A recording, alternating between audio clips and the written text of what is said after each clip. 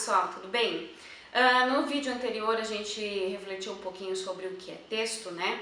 E aí a reflexão que a gente vai fazer agora é a respeito da linguagem utilizada nesses textos. Então, lembrando daquela discussão anterior, também de vídeos anteriores, a respeito daquilo que as provas têm cobrado atualmente da gente, a gente também precisa ficar atento a essas possibilidades textuais.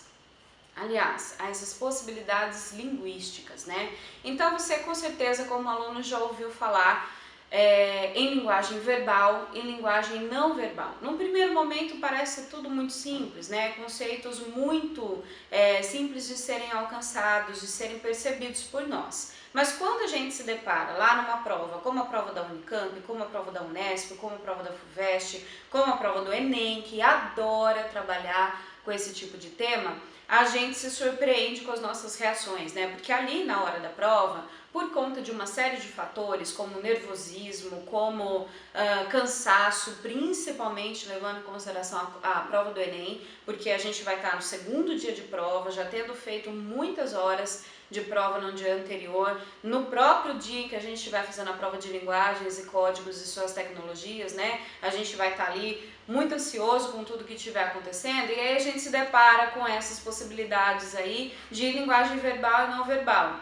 E normalmente a gente pode ter aí um certo problema, né, para poder responder aquilo que as questões estão pedindo. Então, como exemplo, eu estou colocando aí para vocês uma imagem que vai exemplificar para vocês textos com linguagens não verbal. Tá? Então, a linguagem não verbal nada mais é do que simplesmente a gente ter a comunicação sem que a gente tenha a utilização de palavras, né? Então, eu selecionei aí para vocês algumas plaquinhas de trânsito, de sinalização de trânsito.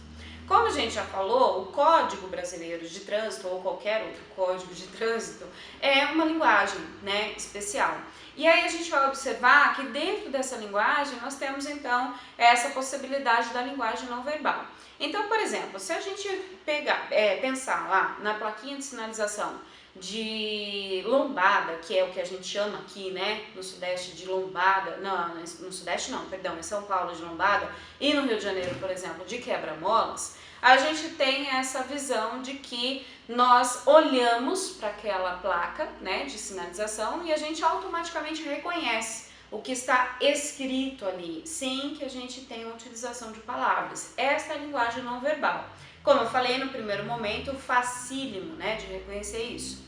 No segundo exemplo que eu estou colocando aí para vocês, a gente tem o exemplo de linguagem verbal.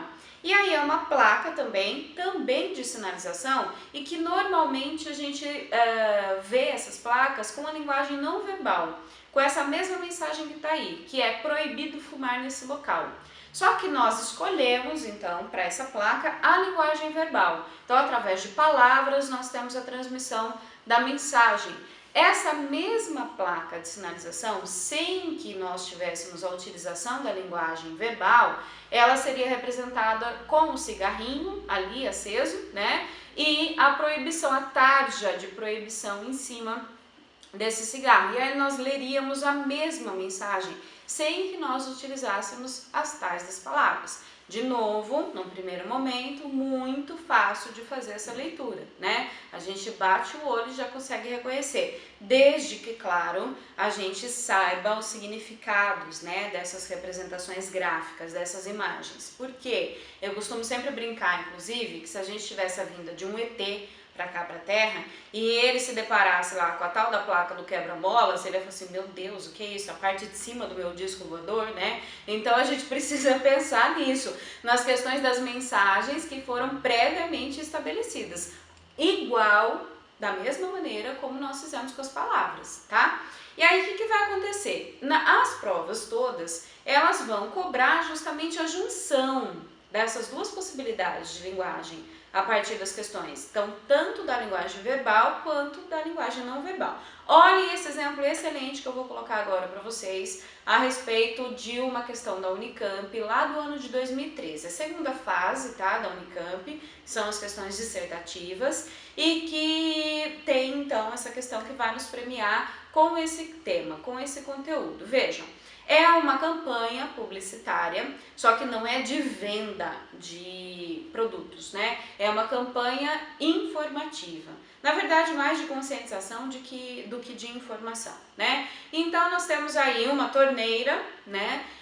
Saindo dessa torneira uma gota d'água, o que também não é a imagem representativa de uma torneira que a gente tem em mente, né? Porque sempre quando a gente pensa em torneira, a gente pensa em fluxo constante de água, em jorro mesmo de água. E essa torneira já traz pra gente uma certa surpresa, porque dela só está saindo uma gota e ainda dá pra ver que com um certo sofrimento, né? E do cano dessa torneira, então, a gente vai perceber que na verdade ele é o solo para algumas árvores, que a gente vai conseguir perceber aí sombreado, né, na imagem que a questão da Unicamp proporcionou pra gente. E aí o texto da questão dizendo justamente, né, a partir de uma ambiguidade daquilo que as palavras proporcionam pra gente, a visão de que se nós quisermos continuar lavando as mãos, a gente precisa então pensar aí na questão da preservação ambiental. Só que daí o item B da questão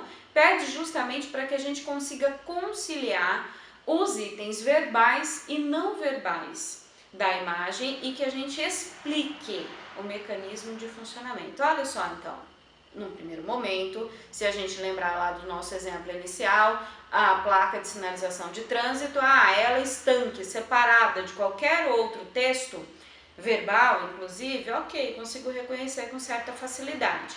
O texto verbal também estanque de qualquer outro contexto, ok, consigo reconhecer com facilidade. O que as questões vão fazer é justamente fundir, né, as duas possibilidades. E aí, por conta daquilo que a gente já comentou em outros vídeos também, de cansaço, aflição, nervosismo e tudo mais, a gente vai olhar para esse tipo de questão e vai, às vezes, dependendo do caso, desconsiderar detalhes importantes. Então é isso que eu quero chamar, é para isso, né, na verdade, que eu quero chamar a atenção de vocês, para que vocês consigam perceber os elementos verbais e não verbais que podem então fazer parte de uma composição textual, porque tudo é importante, né? Outra máxima da tia Dé, né, como eu me chamo nas salas de aula, é o fato de que qualquer coisa que tenha sido produzido por um ser humano, ele foi produzido com um objetivo, né? Então existe um objetivo por trás de qualquer produção. Se a gente estiver falando de uma produção textual, por trás daquele texto, então, o autor daquele texto tem em mente um objetivo. Então, ele queria transmitir uma determinada mensagem para a gente. É isso que a gente tem que observar a partir de todo e qualquer detalhe, independente do texto ser verbal ou não verbal, ou ainda dele acolher as duas possibilidades, tá bom? Pessoal, era isso que eu gostaria de falar pra vocês. Se vocês gostaram, por favor, deixa o joinha aqui pra mim. E quem não se inscreveu ainda no canal, se inscreva para poder acompanhar os próximos vídeos, tá bom? Obrigada, tchau, tchau!